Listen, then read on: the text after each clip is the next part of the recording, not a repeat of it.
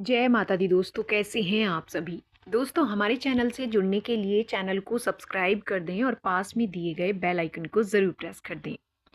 दोस्तों, नवरात्रि का आरंभ आज से हो चुका है और अब से लेकर 9 दिनों तक देवी के सभी 9 रूपों की अलग अलग दिन पूजा की जाएगी। नवरात्रि में जो लोग रोजाना व्रत करते हैं उनके लिए पूजा पाठ के अलावा नवरात्रि की व्रत कथा का पाठ करना भी देवी भागवत पुराण में अनिवार्य बताया गया है। इसके अनुसार नवरात्रि के व्रत की पूजा तभी पूरी मानी जाती है जब इस व्रत कथा का पाठ देवी के सिंहासन के समक्ष बैठकर करते हैं। तो आइए जानते हैं कि ये व्रत कथा जिसका पाठ नवरात्रि में रोजाना आपको करना चाहिए। दोस्तों, एक समय बृहस्पति जी ब्रह्मा जी से बोले, हे ब्राह्मण, चैत्र और अश्विन मास के शुक्ल पक्ष में नवरात्र का व्रत और उत्सव क्यों किया जाता है? इस व्रत का क्या फल मिलता है? इसे किस प्रकार से करना उचित होता है? पहले इस व्रत को किसने किया? तो ये सारी चीजें आप हमें विस्तार से बताइए।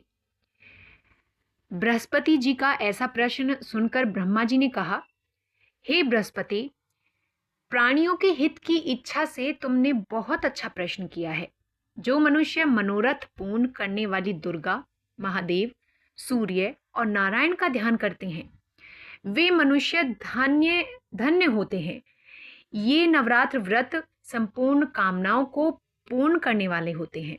इसके करने से पुत्र की कामना वाले को पुत्र, धन की लालसा वाले को धन, विद्या की चाहना वाले को विद्या और सुख की इच्छा चाहने वाले को सुख मिलता है।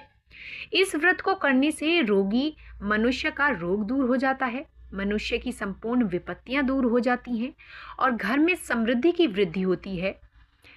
समस्त पापों से छुटकारा मिलता है और मन का मनोरथ सिद्ध हो जाता है। जो मनुष्य इस नवरात्र को नहीं करता वो अनेक दुखों को भोगता है और कष्ट रोग से पीड़ित होकर अंगहीनता को प्राप्त होता है।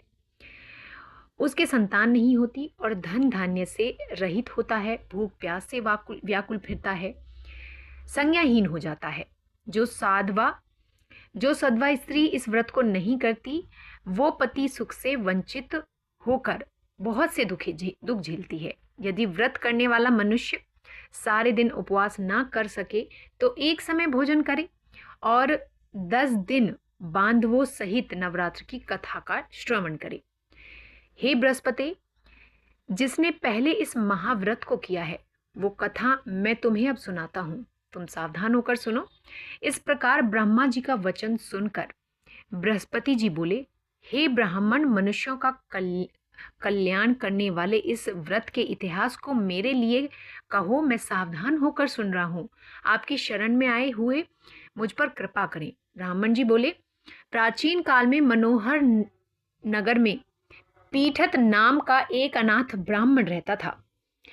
वो भगवती दुर्गा का भक्त था। इसके संपूर्ण सद्गुणों से युक्त सुमति नाम की एक अत्यंत सुंदर कन्या उत्पन्न हुई। वो कन्या सुमति अपने पिता के घर बाल्यकाल में अपनी सहेलियों के साथ क्रीड़ा करते हुए इस प्रकार बढ़ने लगी जैसे शुक्ल पक्ष में चंद्रमा की कला बढ़ती है।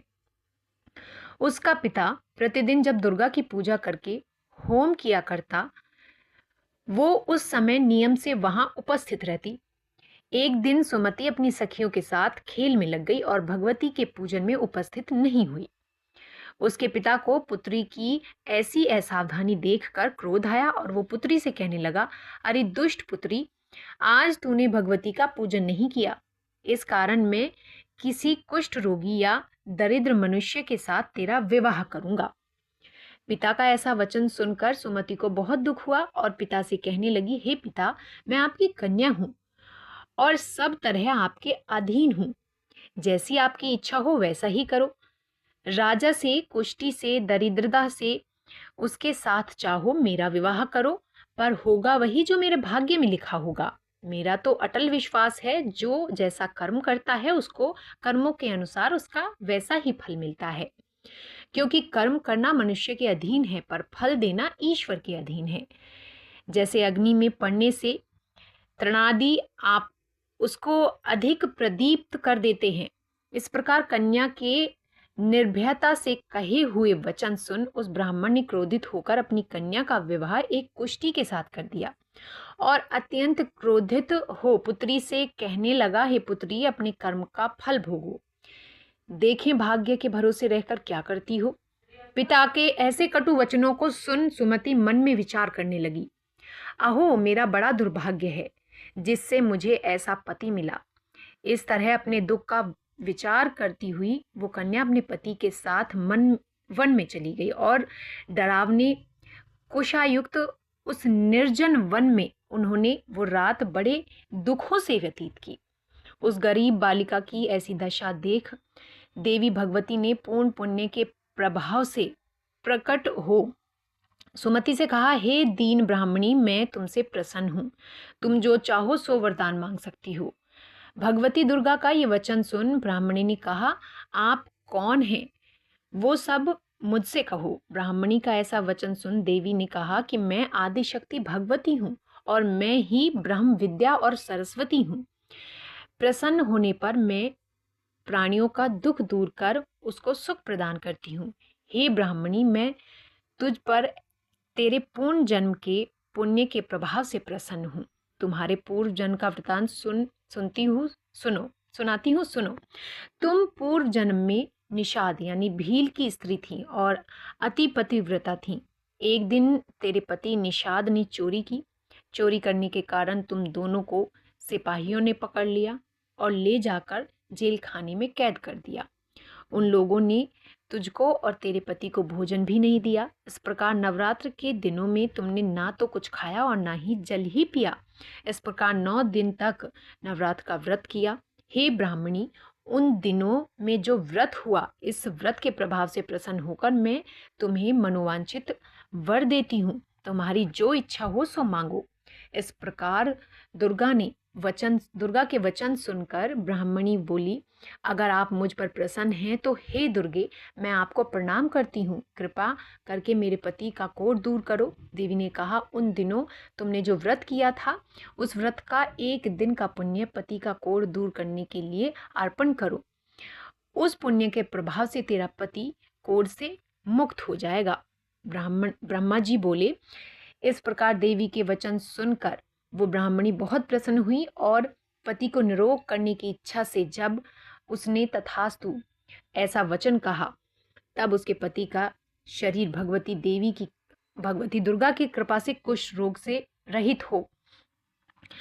वो ब्राह्मणी पति की मनोहर देह को देखकर देवी की स्तुति करने लगी। हे दुर्गे, आप दुर्गति को दूर करने वाली, तीनों लोगों का संताप हरने वाली, समस्त दुखों को दूर करने वाली, रोगी मनुष्य को निरोग करने वाली, प्रसन्न हो, मनोवांछित कर देने वाली और दुष्टों का नाश करने वाली जगत की माता हो। हे अम्बे, मुझ निरपराध अबला को मेरे पिता ने कुष्ठी मनुष्य के साथ विवाह कर घर से निकाल दिया।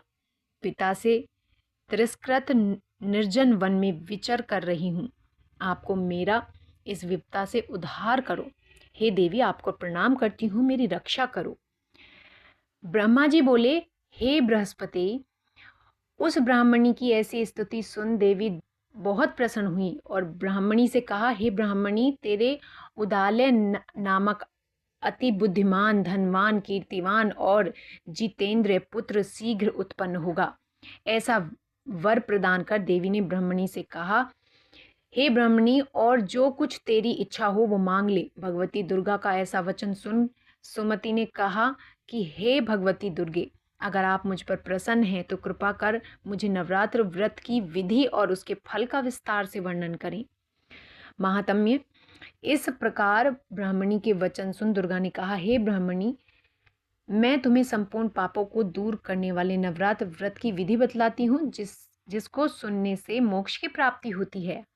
आश्विन मास के शुक्ल पक्ष की प्रतिपदा तिथि से लेकर 9 दिन तक विधि पूर्वक व्रत करें। यदि दिन भर व्रत ना कर सकें तो एक समय भोजन करें।